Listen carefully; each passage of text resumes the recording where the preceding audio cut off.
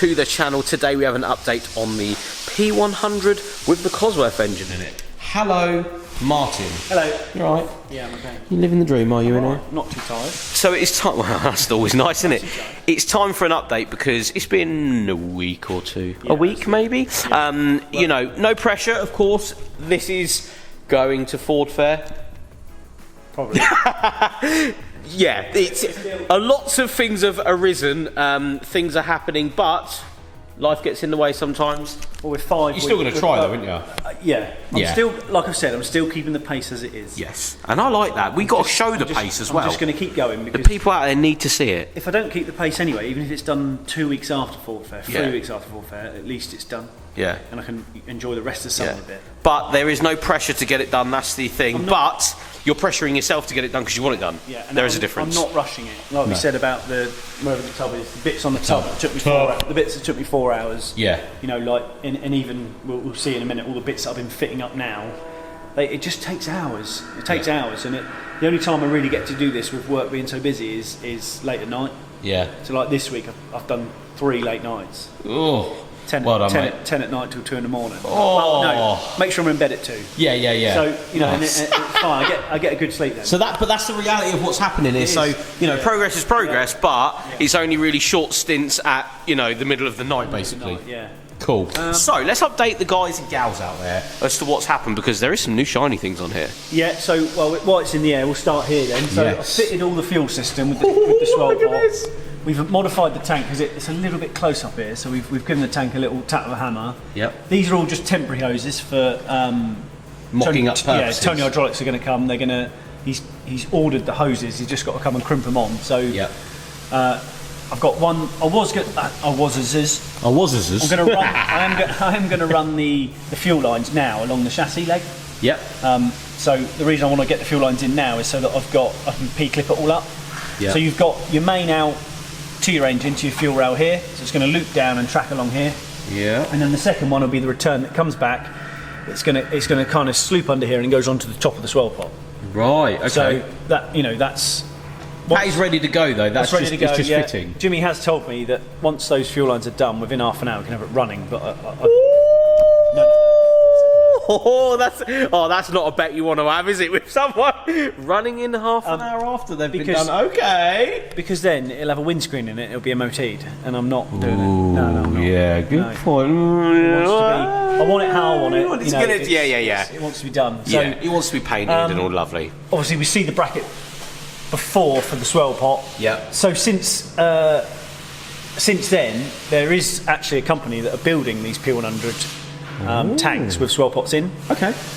Well, I thought I've gone to this extent now. It looks To cool. make the brackets I and might have as it well all leave there, it. yeah. I had this custom made for the size, so it fits under where I wanted it to. Okay. God, that's you know, cool. it's all good. Exact. Yeah. So the facet pump, I've drilled all the holes out and put nuts in now, so it's where it should be. Yeah.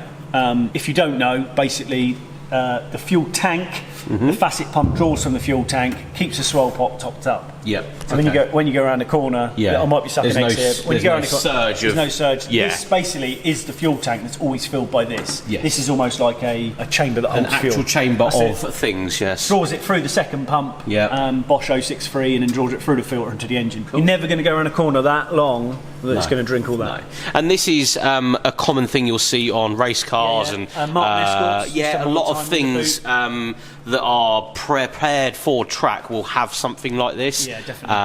Because of course you don't want to go around a corner and it doesn't actually give fuel. It's the easy way to use a standard tank to modify it. Good thing is this was a diesel tank, so it already has 2 outlets. Oh, very nice. The petrol ones only have 1 outlet. Oh, so I was lucky really that. So that's an information to someone out there that might need it. Yeah, you'll need diesel tank.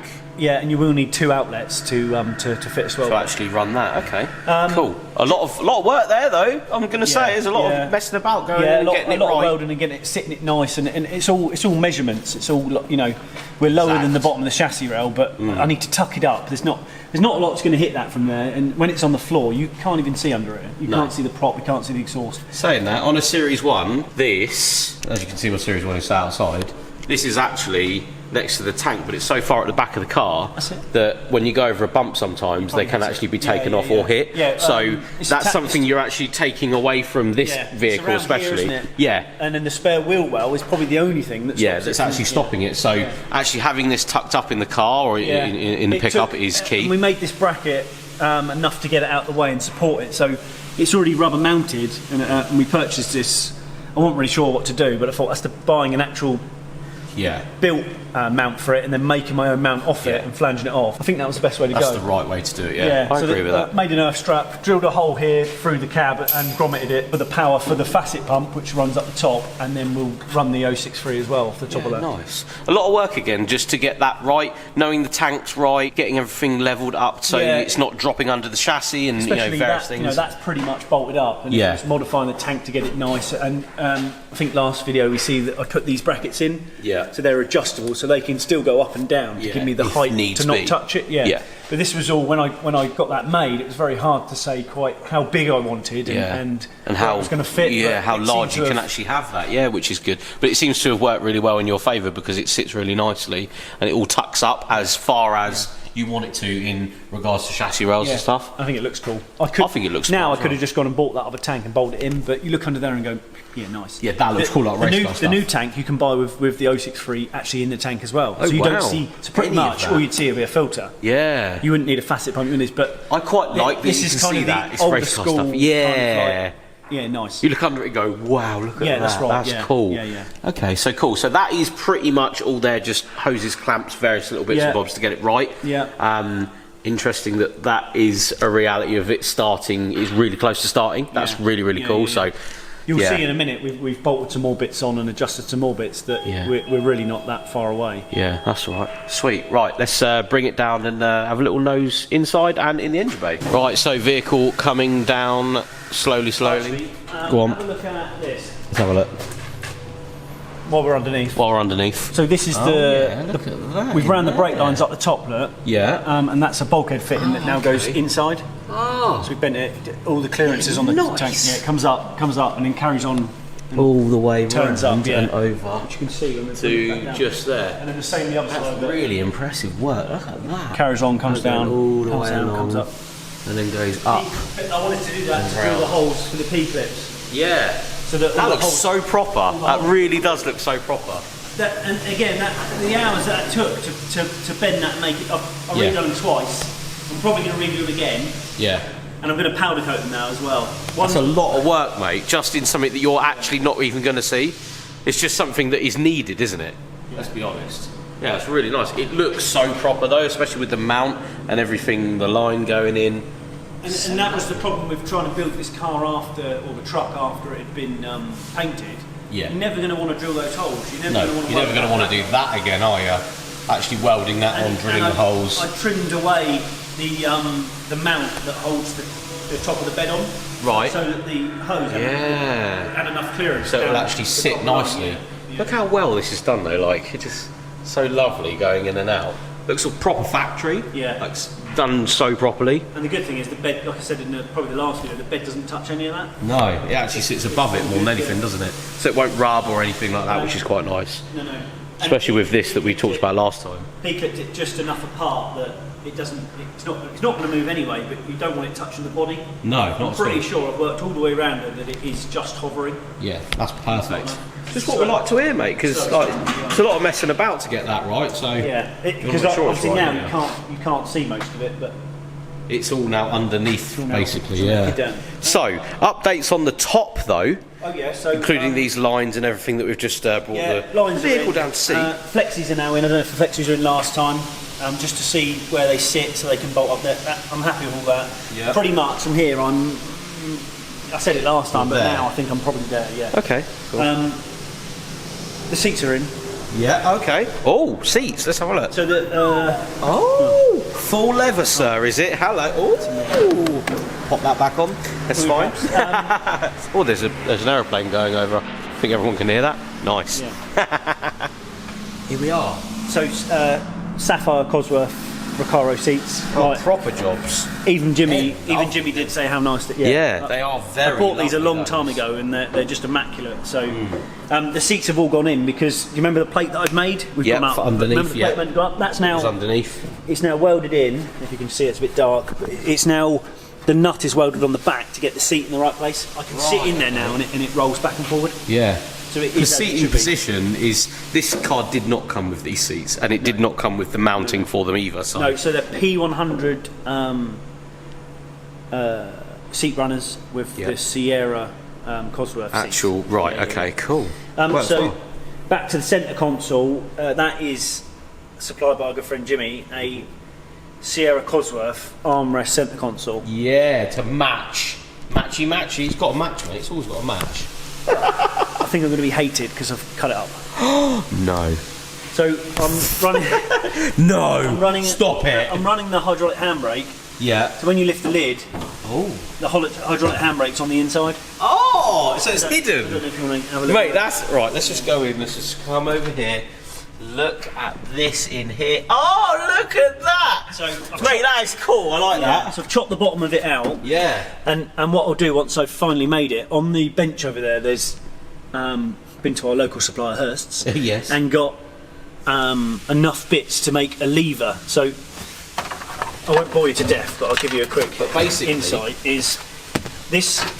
That's all in there as it should be. Look, and there's a hydraulic handbrake that sits. It's all penned up. Yeah. This is the catch that ratchets the handbrake. Yeah. So at the moment, if that sits up there, there's risk of when we driving it dropping down. Yeah. Do a skid along the road, suddenly it's locked up. Yeah. You're going to know about it. You're going to know about it. So I'm making a contraption that I'm going to drill a hole in this.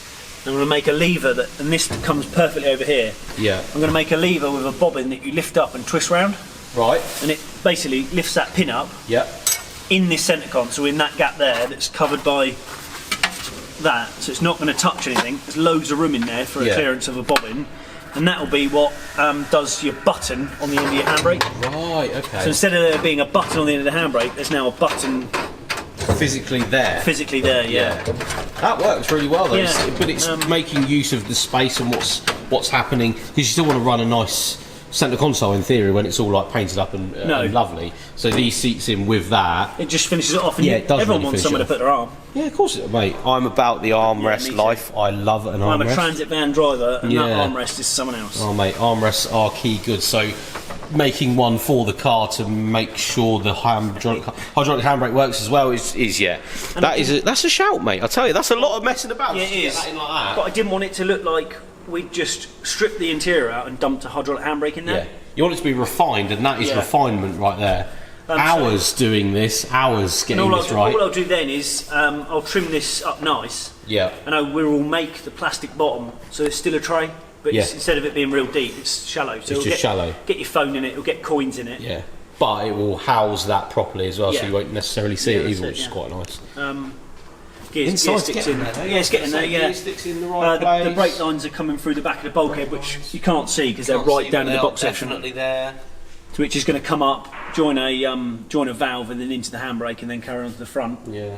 And it's all going to hide under that centre console as well, which is quite nice. Yeah, and the cables are again. Where would you put it otherwise? So it's nice to. I'll P-clip it all along, and then to the bias pedal box at the front.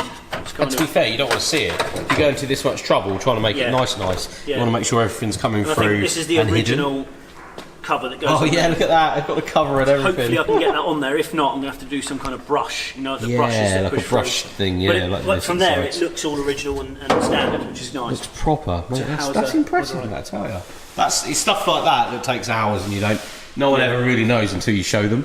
No. It's really, really cool. It's nice to see the seats in though. It's nice I know, to sit look at this from this point of view. It's nice to sit in it and pretend that you're going down the road full pelt. Recaros are the most comfy seats. Oh, they're the best seats. Best seats. I always say this. This era of seat is the best seat for everything. I don't think they've made a seat. Yeah, there probably is a nicer seat, but something old. Buckety.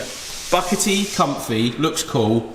And I mean, full leather's alright, isn't it? It's just you live in the dream then, full leather. Door cards out, which are £1 million. I was going to say, if anyone has some door cards that are leather, shout you right now. Drop us a message. Because they are probably going to be. I'll get my wallet out. Yeah, they're probably going to be quite expensive. eBay, you can buy the covers. I was going to say, what would fit that? I'm assuming a Sierra door card wouldn't necessarily fit that. You'd use Sierra Cosworth would. Oh, really? Because these doors still are in theory 4-door doors. Ah, very nice. Yeah. Using parts Ford. I was going to say, do they share the same as that? And that's quite nice in a sense.